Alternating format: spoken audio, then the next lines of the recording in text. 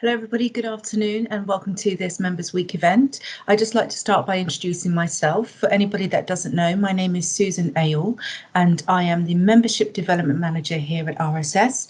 I'm also going to be chairing all of the sessions for this week.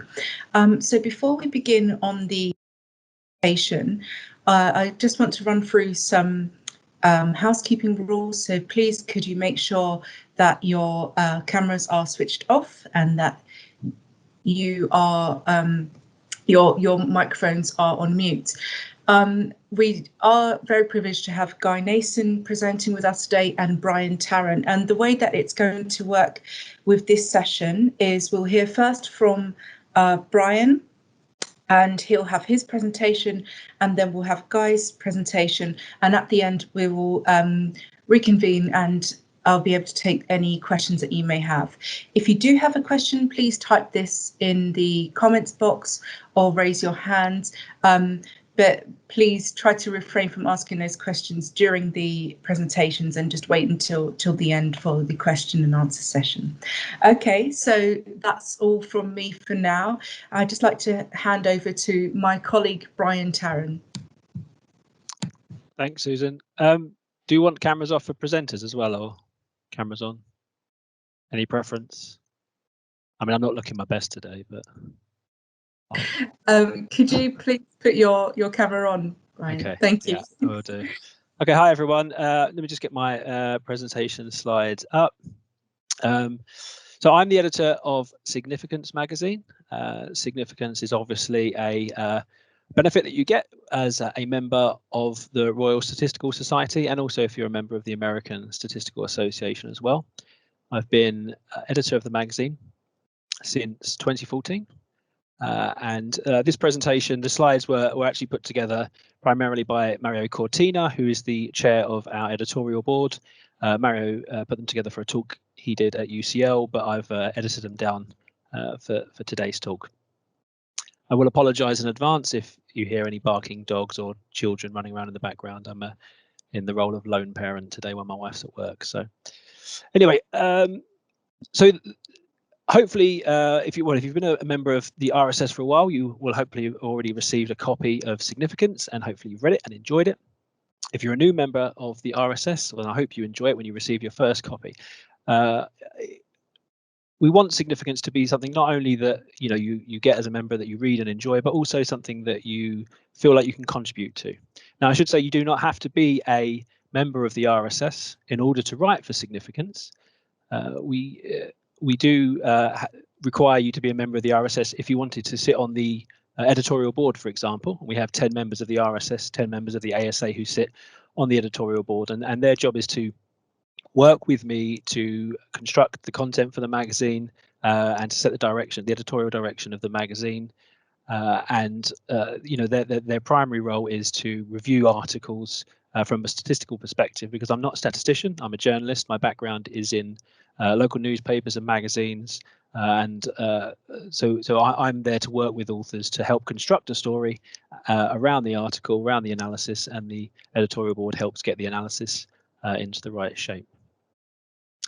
So just a very brief history of Significance. So it's a bi-monthly magazine with the stated goal of being interesting to anybody who has some interest in statistics and analysis and interpretation of data. We don't want the magazine to be something that only people with a sort of high level of experience or qualification in statistics can read and enjoy. We want it to be something that, if you have a passion for data, that you can pick it up and you can get something out of it. You might not, Significance might not teach you how to be a statistician, but our goal really, I think, is to help you understand how statisticians think about problems and how they approach the world, and the decisions that need to be made within it. So our aim is to communicate and demonstrate in an entertaining, thought-provoking, and non-technical way the practical use of statistics in all walks of life. So that's from business, science, social policy, politics, whatever it might be. And I guess we really want to achieve good outreach for statistics. We want to reach those people who might be thinking about a career in statistics, might be thinking about studying statistics, or working in working with data in some way. And we want to bring those ideas to a broad an audience as possible. So that includes our 26,000 subscribers who are made up of the RSS and the ASA membership base primarily. But we know we're also read by members of the media who look to the magazine, look to see what's being discussed in the statistics community, and that sometimes goes on to shape articles that they might write for their even more broader audience, their more mainstream audience. The important thing to know about significance is that it is, I said it's a magazine. It's not a peer-reviewed journal. We're often confused with a peer-reviewed journal, so people will send us papers that are quite technical and quite detailed and structured in the way that you would expect of a journal paper, and those are generally rejected straight away as not being right for significance. But we will always, speak to the author and feed that back to them and try to find a way where we could perhaps turn what is a paper into a magazine article. The magazine was established in 2004. It was originally quarterly, and then it became bi-monthly from 2011 onwards. So as a member of the RSS, you'll get 6 issues of the magazine a year. We also have all content that is published in print appears on the Wiley online library, which you can access through your membership. And there's also a .com website, significancemagazine.com, which publishes web exclusive content for people to read and also contribute to. So as I've said, articles are non-technical and they're meant to be accessible and appealing.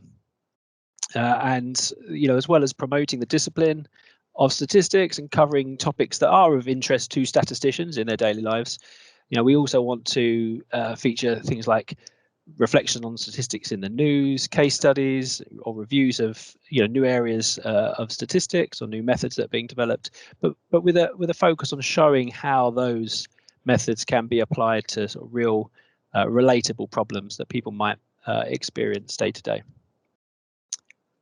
So people often the first question that is asked about significance is what should I write about, and genuinely it can be on any subject.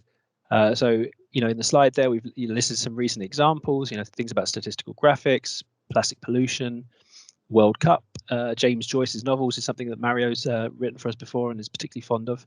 We featured interviews with statisticians in sort of unusual jobs, people working for things like the Miami Dolphins American football team. And this year we've done things like special issue on Florence Nightingale and the impact that her work has had, and how trying to understand how her work fit in with the statistical work that was being done at that time. The real important thing is for us is to get the style right. So I'll repeat that point that we're not a journal, and that means that articles should be written in what we'd say a journalistic magazine style.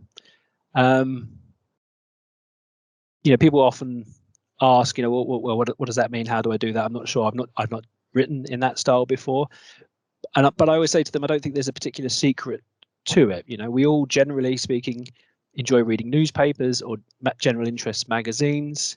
When we read those publications, we can recognize a good article when we see one. We can recognize something that sort of really captures our attention and draws us in and helps us to understand something that we might not have been familiar with before. So that's the goal to get to. Tim Harford, who people will know through things like BBC Radio 4's More or Less, I interviewed him for the October issue of Significance, and his advice was good advice, really, which was to, if you want to learn how to write in this way, you should read people who are good storytellers or listen to good storytelling, and then ask yourself, why is this a good story? And then have a think about that, and then try to apply that to the writing that you do. And it takes practice, it takes work, and I've been a journalist for I can't remember, 15 years now, and I still read things that people write and think, wow, I wish I could do that, or little tricks that you might pick up and try and adopt into your own writing. So it's a constant process of learning and refining, but just being attuned to that, I think, helps. But there's some other there's some other general ideas that you should keep in mind. We don't want to see too much use of jargon in significance articles, so ideas and concepts that you could explain quite simply to another statistician with the professional jargon that they need to be explored and explained and actually conveyed to readers. One of our editorial board members, Robert Matthews, actually likes to say it's not a blanket rule, don't use jargon. Actually, sometimes dropping in bits of jargon and explaining that really helps readers to feel like they're being brought into a kind of a hidden world, a kind of an area of research or area of study that they weren't familiar with before, and actually using some of that jargon and teaching them what it means is actually quite a good way of engaging them. So it has to be used sparingly and sensibly.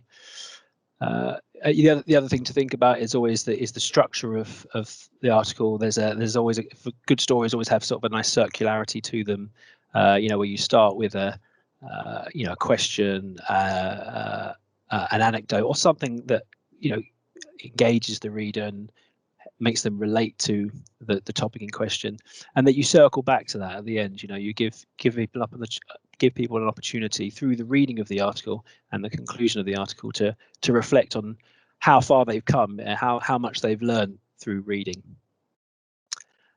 So you should never forget that you are telling a story. It's we're not, where we're different from a journalist, that you're not just presenting your work and you're not just setting it out in a series of steps like you would in a journal paper. So the hook is really important. Finding something that is relatable, a human element, a character, a mystery, some drama, whatever it might be. Again, following up on Tim Harford's advice, you read people who do this sort of stuff well. I think there's some amazing non-fiction writing out there. One of my favorite authors, or one of my favorite books certainly, is a book called Command and Control by Eric Schlosser, who's a writer for The Atlantic magazine in the US, or was. I'm not sure if he's still there.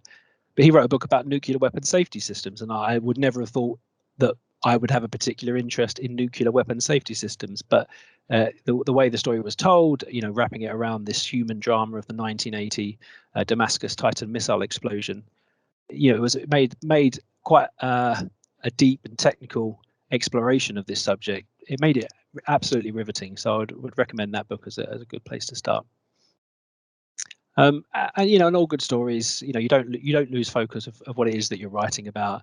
You make sure that you constantly, while you're writing, you're asking yourself, is this important? Is this essential for the reader to know?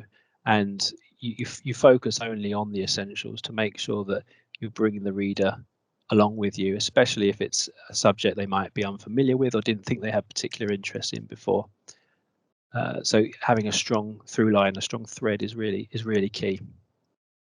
Some more technical details about writing for the magazine, I guess. A lot of this is contained in our notes for contributors, a guidance document that we have. I can share the link if you're interested in it.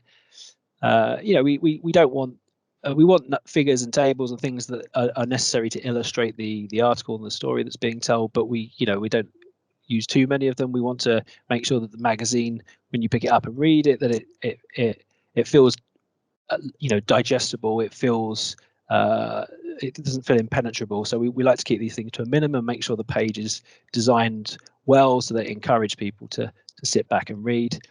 Similar to jargon, we ask that people avoid mathematics and equations unless absolutely essential.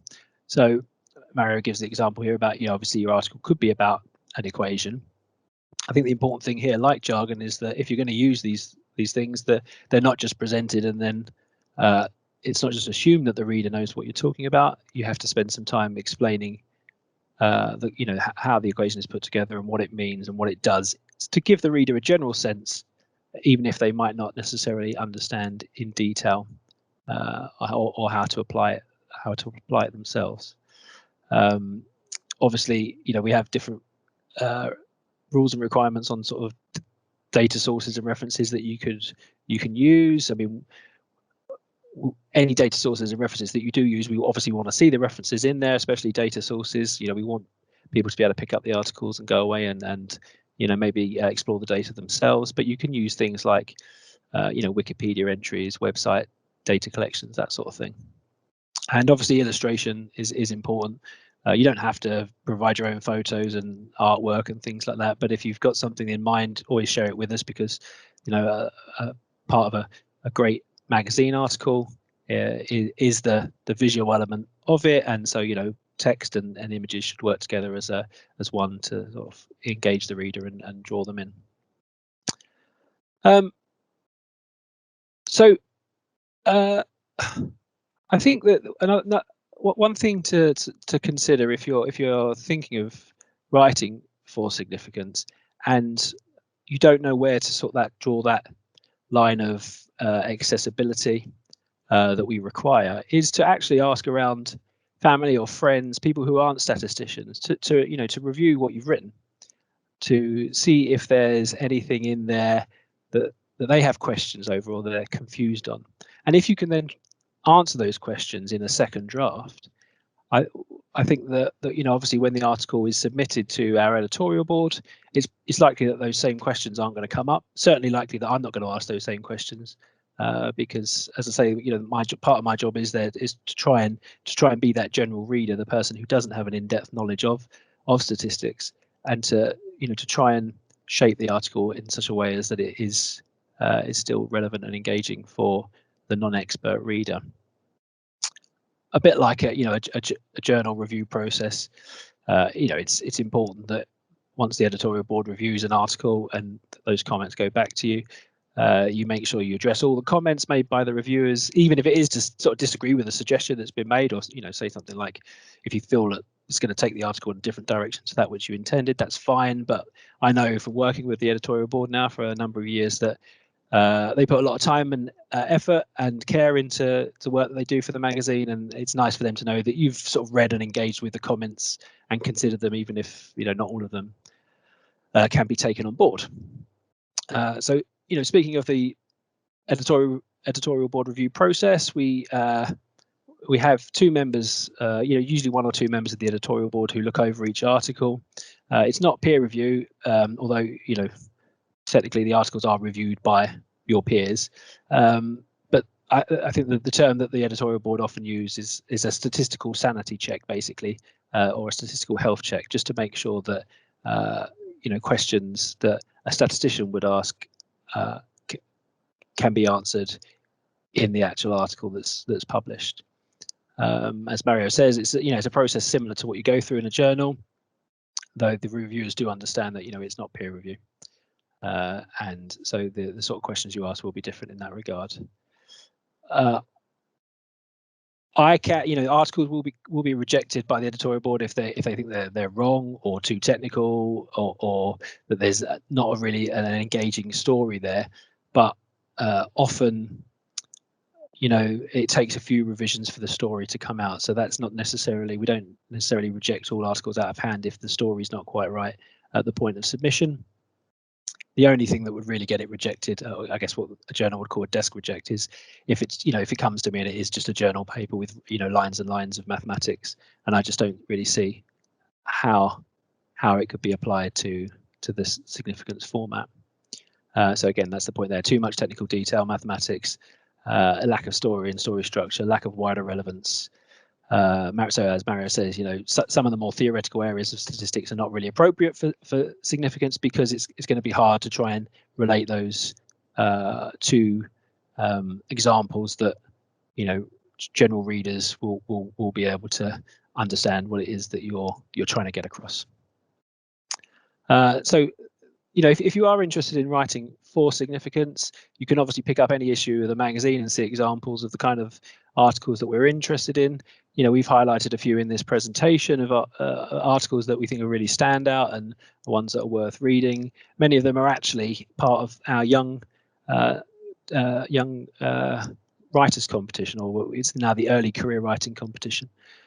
So this one by Jonathan Auerbach is about whether New York City really has as many rats as people, and he sort of talks about how he sort of used a sort of variant of capture recapture to try and work this out. This article, this is probably more interesting to the statistics profession than a general reader, but we did a history piece about the development and evolution of the software R, or the programming language R. and it's become our most popular article, I think partly because the author did a great job of promoting it to our community and getting it shared on Twitter and other sort of social media platforms. So it's been very engaging. But we are very interested in the history of statistics and telling the story of statistics, as well as showcasing applications of statistics.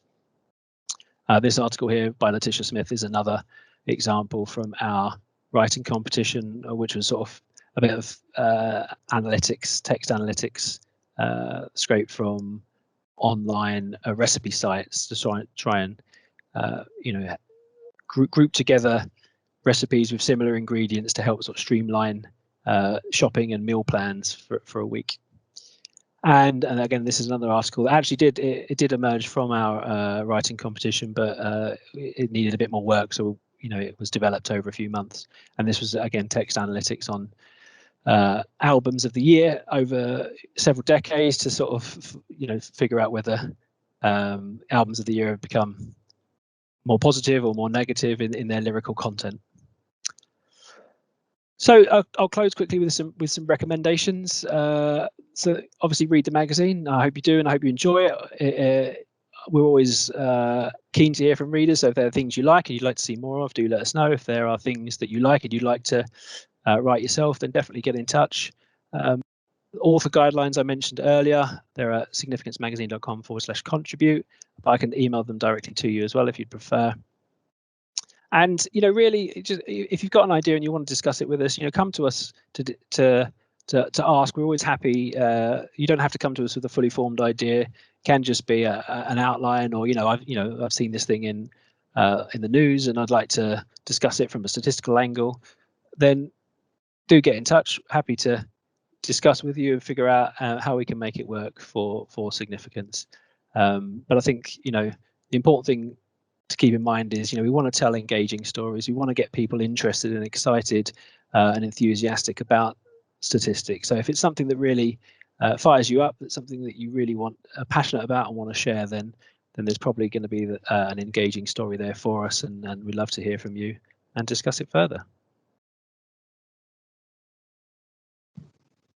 Brian, thank you so much for that presentation. It's very insightful, and it's also very useful for people to see what it is that you're looking for with their writing. So, Brian, if you could stay with us for Guy's presentation, and then we're going to have the questions at the end of the presentation. So I'll ask both Guy and Brian. And just a reminder, if you do want to ask a question, please do type up in the text box.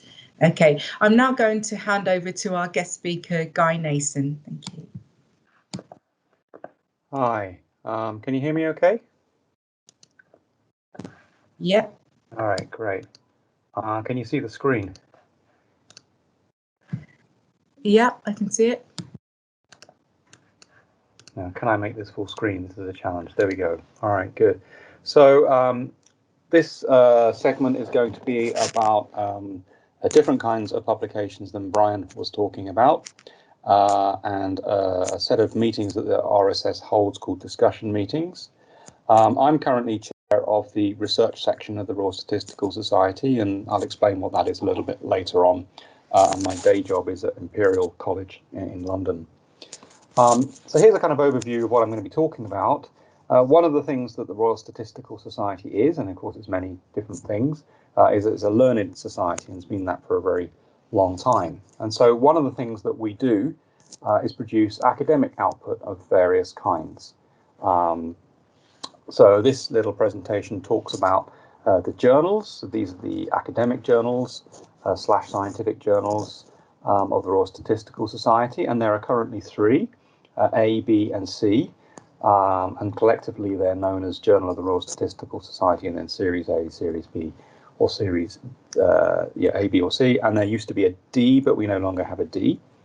And I'm also going to be talking about discussion meetings, which, if you like, are linked to the journals loosely, but is a kind of special format all of its own. And as the name suggests, it's about meetings where papers are discussed. And the research section, I'll also explain about that. But let me talk about the journals first of all.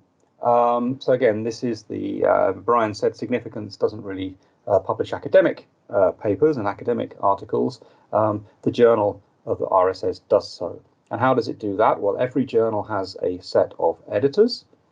So for example, Series A currently has 2 editors, and then the editors are assisted by 26 associate editors. I'll explain the process and what they do in a second.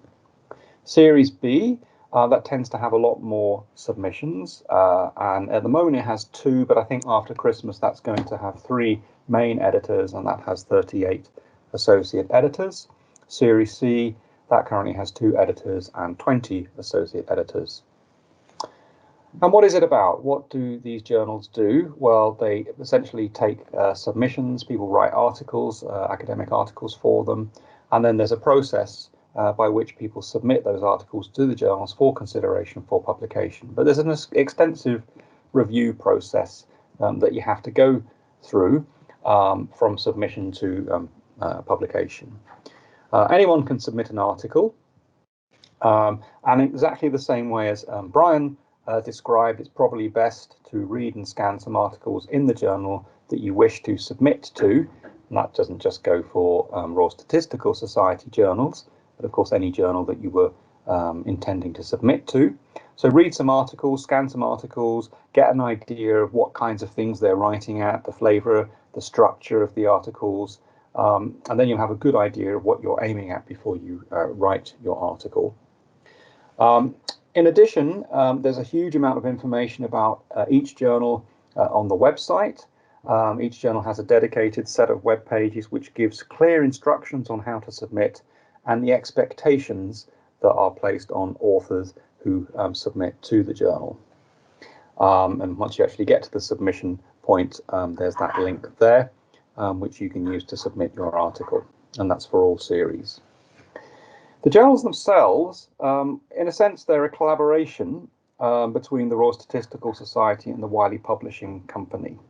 RSS still does a great deal of the work, essentially runs the whole reviewing process, although a lot of the reviewers, the editors, are employees of academic institutions or government research institutions. Wiley do more of the production side. They produce the paper versions, for example. They run the websites that actually contain all of the papers and produce all the PDFs, for example. Paper copies are still produced, but of course one wonders how long that's going to continue in the future. The process, well, prepare an article according to the submission instructions. Sounds simple, doesn't it? But of course, as we know, that's a very tough, long and arduous job in itself. Once you've done that, submit it using the website. And I should also say, just as Brian says, don't just write an article in a couple of days and submit it to a journal. Once you've written it, leave it for a couple of weeks, maybe come back and look at it, send it to other people that you know, who you trust, to get their views on it. So it should be in a reasonably revised state already, even before it goes into submission for the journal. Once you're ready, submit it using the website. The article gets routed to the editors, and they basically do a quick review over whether they think the article has a good general fit to the journal, whether it's appropriate. Again, this is kind of what Brian said. That's what the editor does. Can I see this article kind of in my journal or in my magazine? It's the right style. But most of the articles that go into the journals are quite specialized academic papers, and so the editor, and the editors are all wonderful and they've got a great general knowledge of statistics, they're clearly not necessarily specialists in the area that you want to submit to. So the editors, if they like it, think it could be suitable, they send it to one of the associate editors for a more detailed reading and an assessment. And again, the editor might not be a specialist right in the field, but they might be closer to the subject of the paper. And at that stage, it could then go out to review, as we'll describe in a second, or it could go back to the editor and say, actually, no, this isn't quite right for us. If it isn't rejected and the associate editor likes it, it's then usually sent to specialist referees, those that are really close to the area of work in the field. Usually it's around 2 referees, but it could on occasion be more than that. All of these people are not only asking, is this kind of like a new piece of statistics or a new piece of mathematics or something? There are other questions that need to be answered as well. Is it interesting? Will it be interesting to the readership? Is it new? Is it important? Is it useful? It's difficult to actually put an absolute judgment on all of these things. It's the balance of all of it which really decides on whether the paper goes further through the review process. I think all journals accept review papers if they're comprehensive and authoritative reviews of an area. So it's not just about new research. If you can come up with an interesting synthesis of a particular area, then I think the journals also will consider those as well. But it's also worth checking sometimes if you've got a new idea for a new style of paper, is checking with maybe with the editor for a quick view. Every paper gets accepted, but before you get too excited, I mean somewhere, not necessarily in the Society's journal or any other journal you may choose. But the old saying goes that ultimately all papers will get accepted somewhere. Although, you know, I'm not saying what the quality of the journal of which you'll get accepted. What decisions may you get back from the editorial process? Well, my informal take is that the decisions that you can get back from the editor are that the paper is just accepted without any changes to be made, and that almost never happens first time, so don't expect that. Accepted subject to minor revision. Well, that doesn't happen very much either. Much more likely is something like revise and resubmit. Even if they quite like it, there are bound to be things that need to be changed or questions to be answered, clarifications need to be made. So it's your job then to take that article, and if you want to, substantially revise it. And usually you get a list of comments from reviewers that you have to address. And as Brian says, they don't all have to be done, but you better have a good reason why something doesn't need to be done. Otherwise, you need to follow the instructions of the reviewers. But in any case, that decision probably means that the journal is interested. Major revision, well, that's where you probably need to do a fundamental rewrite. For example, extensive computations need to be done or redone, and maybe the basis of the paper questions some extreme clarifications. Even if you do this, it's usually no guarantee that the journal will accept it. And in fact, you might be better off going to a different journal. Maybe the fit will be better somewhere else, or you didn't like what the reviewer said, for example. A common occurrence is your paper might just be rejected. And this could be for a number of reasons. For example, it could come back quickly saying it's not a good fit for the journal, or it could have got to reviewers and the reviewers have found some technical flaw, or there's something that doesn't fit in with the common understanding in science or something like that. But just because your paper is rejected, it's really important to realize that this does not mean that you're a bad person or that the paper was bad. It can be rejected for a whole number of reasons. And, you know, the one reason could be, for example, you didn't quite judge the remit of the journal correctly. And, you know, it may be a great paper, but it's not quite right for that journal. So again, a bit like Significance was saying earlier. What are the three journals? Let me just give you a flavour of what they are. So Series A of the journal, its tagline is Statistics in Society, and that's the actual remit from the web page. Essentially, it's about papers that demonstrate how statistical thinking, design and analysis play a vital role in all walks of life and benefit society in general. There's no restriction on subject matter, and there's a whole list of areas that they would accept papers on. It's about how statistics can benefit society. I think that's a good description of stats in society. Series B, Statistical Methodology. Well, that's got a very long remit. Essentially theoretical work, methodological work. They like real examples. It's got to be very innovative, insightful, and preferably have a substantial impact on the way data are collected and analysed. Now, some papers that are considered by Series B, some of the methodological and theoretical papers are read before the Society at its ordinary meetings. So this, I should say, this bit in italics at the end is part of the journal description, and I will describe this in a bit more detail when I talk about discussion meetings, which is the new name for ordinary meetings, and I'll discuss this a little bit later, so don't worry about this italicized paragraph here, and I need to go back and ask the journal maybe to consider the wording of that part of the journal remit. Series C, that's about applied statistics. and that the name is on the tin. It's basically how statistics can be used in all kinds of statistical applications. And again, they cover a number of different fields. Essentially, as long as it's applying statistics to interesting problems, that's the kind of area that they cover. Sometimes a series might run a themed issue. So, for example, Series A is currently running a call for a theme on big data meets survey science, and people who are interested in that area, scholarly papers on that topic. And then, assuming that they get enough papers of enough quality, they will publish a whole issue on that particular topic. And then, of course, people who are interested in that area will pick up on that issue and look at that. One of the things Wiley does is it forms what's called virtual issues. So they might get a collection of papers together from different series, in fact, but that are all on a current theme. So there might be a data science theme when they take papers from different series and put them all on one web page, and that's called a virtual issue. And you can see some of those on the Wiley web page. What about discussion meetings? Again, there's a lot of description on the RSS website that you can go and read about discussion papers. And essentially, and again, this is from the website, discussion meetings, well, they're actually events, not articles. But what happens at discussion meetings is articles, or sometimes called papers for reading, that will be appearing in the Journal of the RSS. They're presented and discussed. So the authors will present the papers. And recently we've been holding these on Teams, so people can still see those in the COVID era. And then after they're presented, they're discussed first of all by a proposer and a seconder, and then for a general discussion from people from the floor. And then what happens is the paper, the discussion, and the author's replies are then published in the relevant journal series. Now, these discussion meetings have had various names over the years. Sometimes you'll see them as ordinary meetings, as is still in the remit of Series B.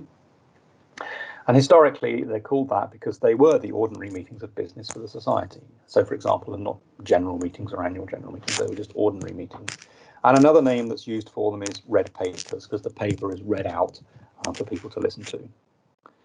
And they're generally thought to be prestigious and one of the society's flagship events, and they've been around for a long time, possibly even for centuries. So what's the discussion meeting process? Well, use the same submission website, but there's a place to indicate that you think the paper should be intended as a discussion meeting paper. It then gets routed to a discussion meetings committee. I think the chair, Shirley, is with us today. They screen it. Those that are very theoretical or strictly methodological on the theoretical side, they get routed to the research section, of which I'm chair for screening. And both committees, they contain people who understand what makes a good discussion meeting. And after screening, a paper could be rejected quite quickly or then sent to referees for further evaluation as before. As well as the usual criteria for journals, there is additional criteria for a discussion meeting. Will many people be interested? You know, for example, is it a hot topic? Is it even more important than a normal paper? They're the kinds of things that will convince the discussion meetings committee or the research section about whether a paper will be a good fit to their programs.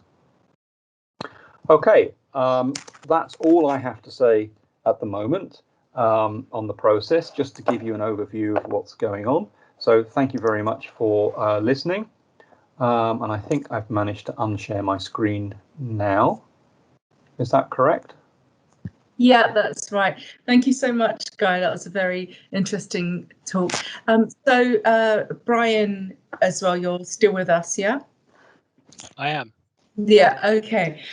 So I actually found that really interesting in terms of you actually have quite a lot in common with what you need to do. So even though you are you're coming at it from different levels of knowledge on statistics, you still have that need to create quality work.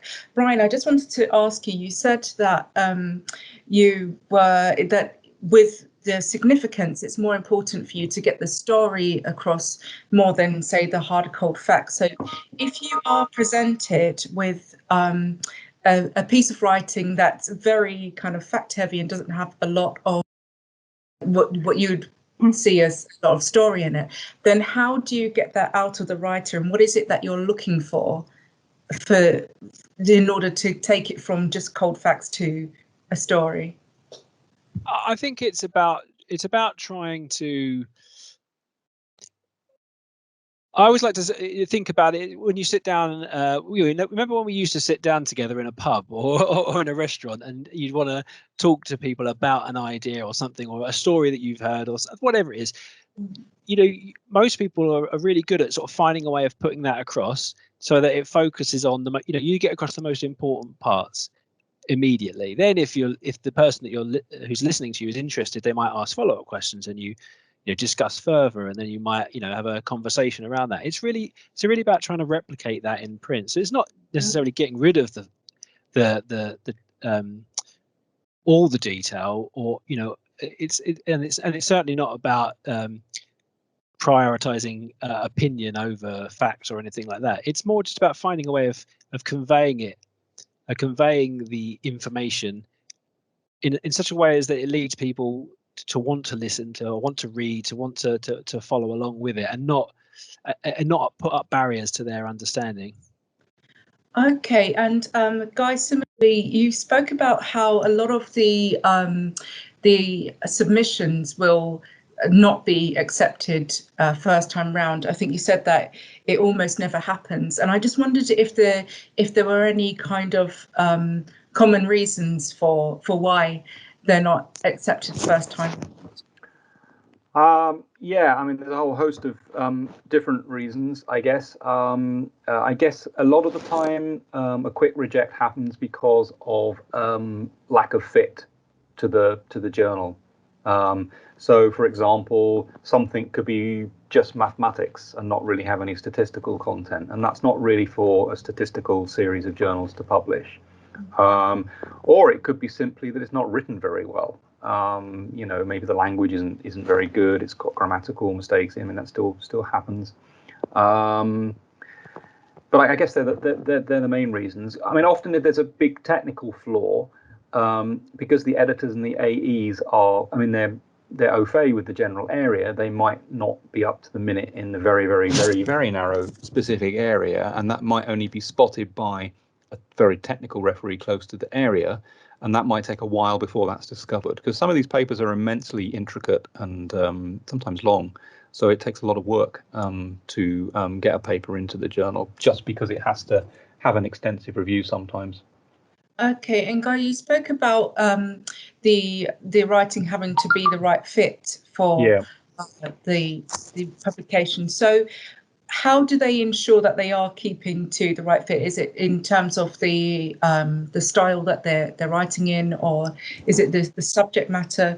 What do they do to ensure that they are on track? Yeah, it's a bit of both, really, and I echo exactly Brian's words. I mean, the best thing to do is see what's already written in a journal, and really think, well, do you think I can write something a bit like that, maybe with my subject area? So to get fit right, it's certainly doing that. It's reading the remit quite closely. If you've got a paper on an application of a particular statistical method to a particular area, well then, applied statistics remit should be shouting out to you that that's a possible place. Yeah. Okay, thank you. And I'm just going to take some of the questions that we've had during the presentation. So Stephen Smith has asked, are ML/AI articles of interest? If that's directed to significance, then yes, certainly. I think we are, as an editorial board, quite keen that we increase coverage of what might be broadly considered sort of data science topics. Obviously, there's a ongoing discussion about how data science versus statistics, and how much statistics is a part of data science or vice versa. But yeah, we know that a lot of statisticians are working in these areas. There's a lot of really interesting work being done, and we would like to reflect that in the magazine, definitely. Okay, and I saw someone had their hand up. Was that Shirley? Yeah, I did actually. And Guy, I mean, you mentioned it that the discussion papers can be published in any of the journals, but just to emphasise that if the discussion meeting is something that's appropriate for one of the other journals, then it gets published in there. So it could be in Series A or in Series B or in Series C. Most of them are in Series B, it's true to say. And also, unless Guy's got any comment on that. Well, yeah, I was just going to add to that. I mean, I think that's how it is, and I completely agree with that. I think my feeling is that, excuse me, the RSS would be keen on more, discussion papers that ended up in Series A and C. There's no reason why there shouldn't be, more in there. Can I just make a contribution from experience as to papers getting rejected? This is just as a person who's trying to get things published. What I've usually found is that papers are rejected because of my lack of depth or completeness. Like Guy says, it's good to get it sounded out by your peers before you submit it for publication and see what their comments are, because quite often you might feel that you've looked at an issue from all sides, but there are bits that you've forgotten and bits that you've missed. So it is very important to, if you can, to get someone else to have a look at it first. It's very useful. Okay, thank you, Shelley. And I actually wanted to ask about the series, Guy. Are there any particular series that you think are kind of better for people to start off with, or if somebody was looking to just kind of have their work published, is there anything in particular that you would guide them towards, whether it's Series A or B or? Yeah, I'm not sure I'd answer it like that, because it's more about what kind of work you're writing about. So if it's theoretical, then Series B is probably most likely. But on the other hand, if people have done some work which is really important for some aspect of society, I don't know, for example, in education or medicine or something, even if there's some theoretical content, it could well go into Series A. For someone starting off, I think actually in the whole of scientific literature and academic literature, for most kind of referee journals, I don't think there is like a starter journal. And often you're right in some ways, because in many other spheres there are kind of special routes for early career researchers, for example, for grants, for example. But for journals, I don't think that's the case. I mean, one possible exception to that might be journals now, more open access ones, where you don't necessarily have to have an important result, but just a result, for example, that's competently done. And then it's possible that might be easier to get published in, but those will also have fairly hefty fees for publication as well. Yeah.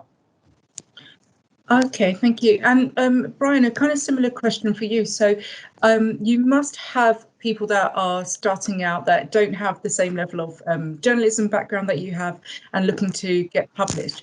So how or what advice can you give for them if they're looking to get their work published in significance, but they haven't had a lot of experience before?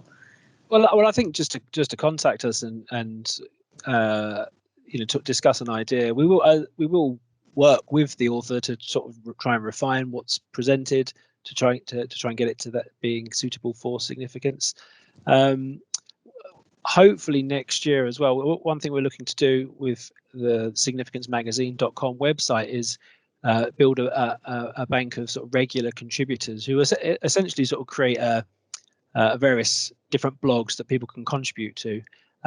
So again, that might be an interesting way for someone who's just starting out, who wants to experiment with more general interest writing.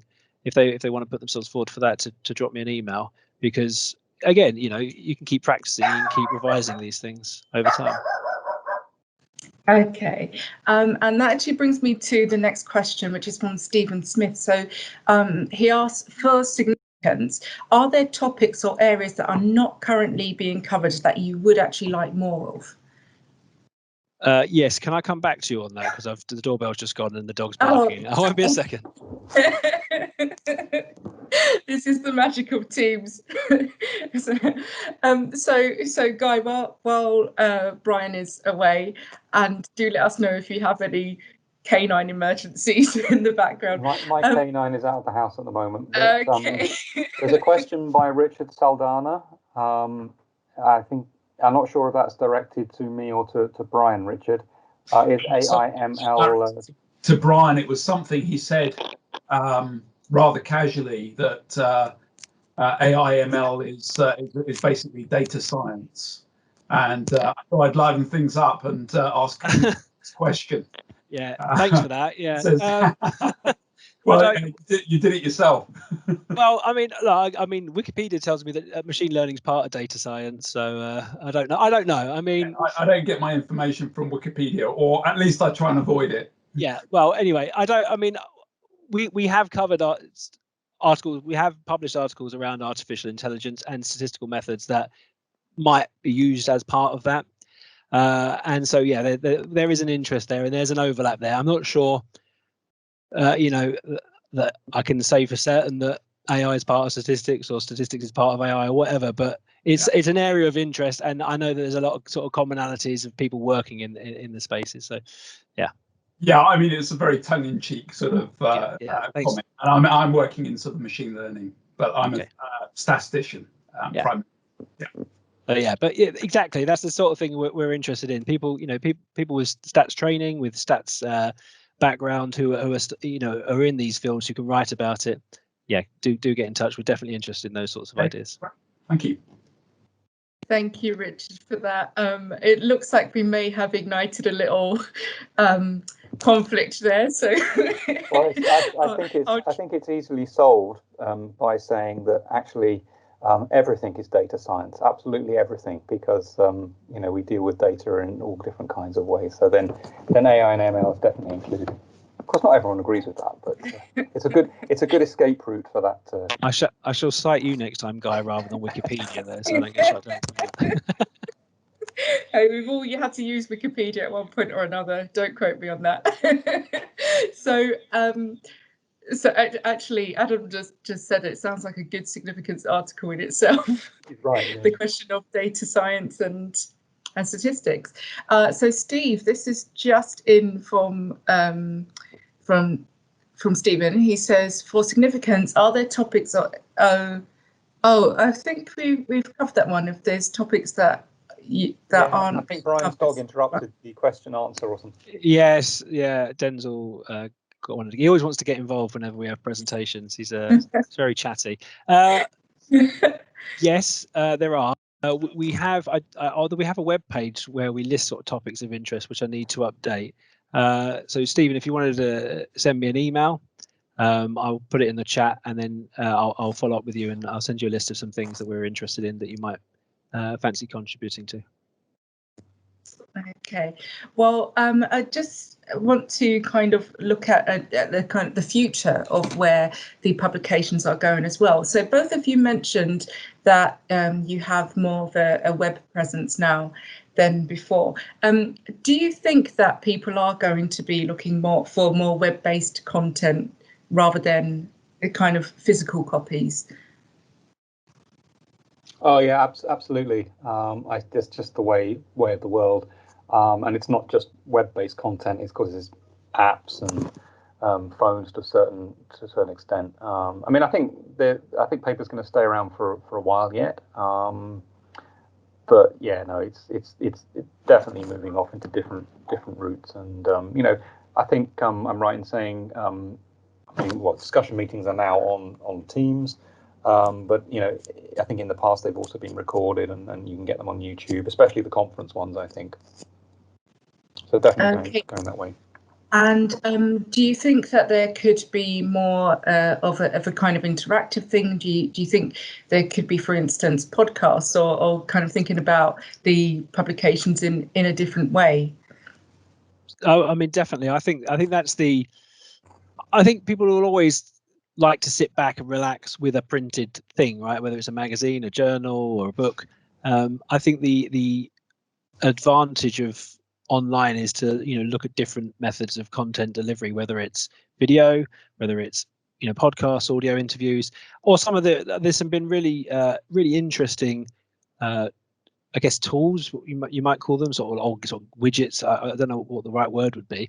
That some websites, some media publications have built to sort of show the way you can explore data and how changing certain things. A good example would be 538, what they do around elections and how different assumptions about polling, for instance, might change what your prediction or forecast of the outcome of the election might be. That sort of stuff would be great to do. It takes a lot of resource and time and things to build, but certainly I'm interested in seeing whether we can explore that area.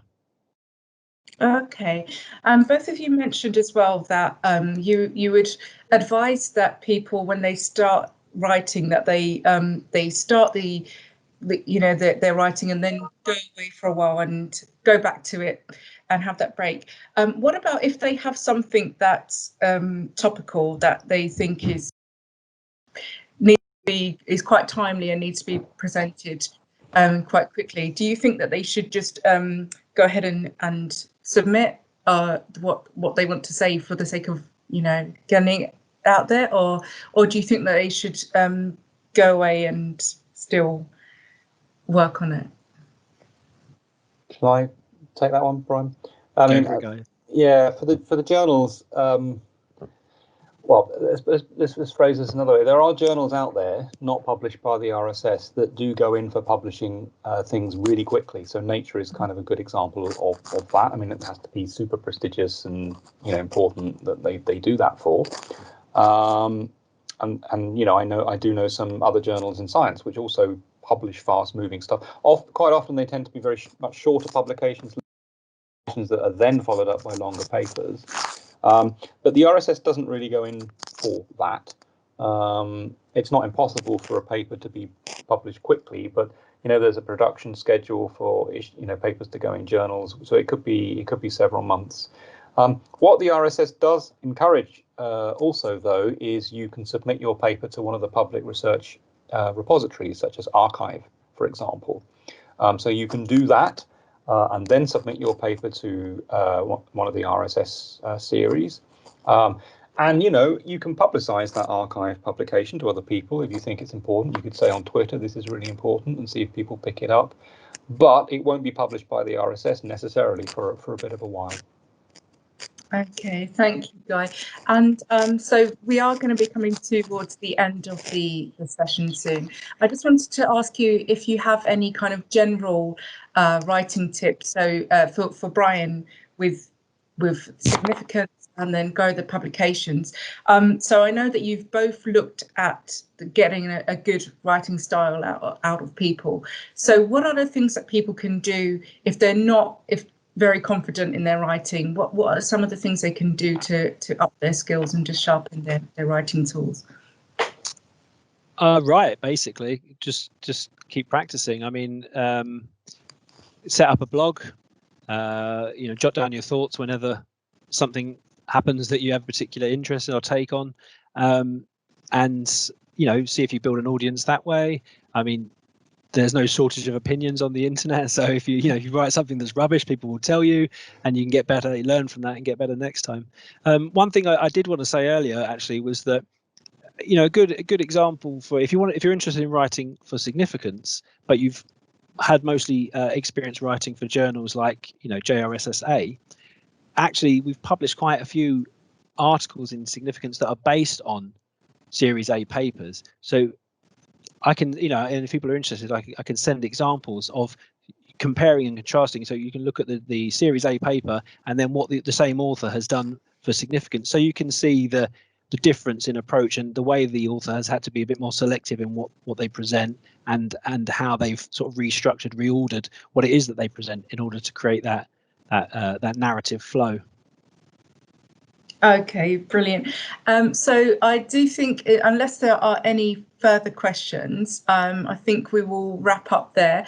So thank you, Guy and Brian, for giving us your time today. It's been really interesting to find out the similarities and differences. So thank you for being a part of it.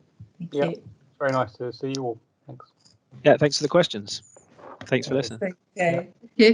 I have to go and see to the dog now. Yeah. Bye. Take care all. Bye.